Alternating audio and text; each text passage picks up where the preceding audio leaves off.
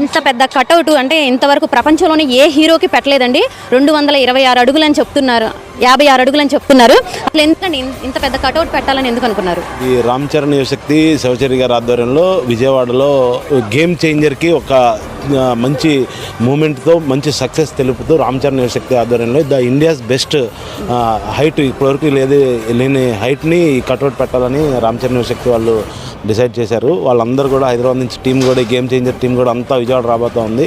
విజయవాడ ప్రజలందరికీ కూడా చక్కటి సినీ వాతావరణం గేమ్ చేంజర్ మూవీస్కి విషెస్ చెప్తూ రామ్ చరణ్ గారి మీద మన రామ్ చరణ్ యువశక్తి ఫ్యాన్స్ కానివ్వండి లేకపోతే శివచరి గారికి కానీ వాళ్ళకి ప్రత్యేకమైన అభిమానంతో ఈ కటౌట్ ఏర్పాటు చేయడం అనేది జరుగుతూ ఉంది. మరి ఇది చాలా మంది మూవీ ప్రమోషన్ అయితే అనుకుంటారు, కానీ ఇది మూవీ ప్రమోషన్ కూడా కాదు, కేవలం ఫ్యాన్సే పెడుతున్నారని కూడా అంటున్నారు. ఎందుకండి ఇంత అసలు మూవీ ప్రమోషన్స్ కూడా లేకుండా?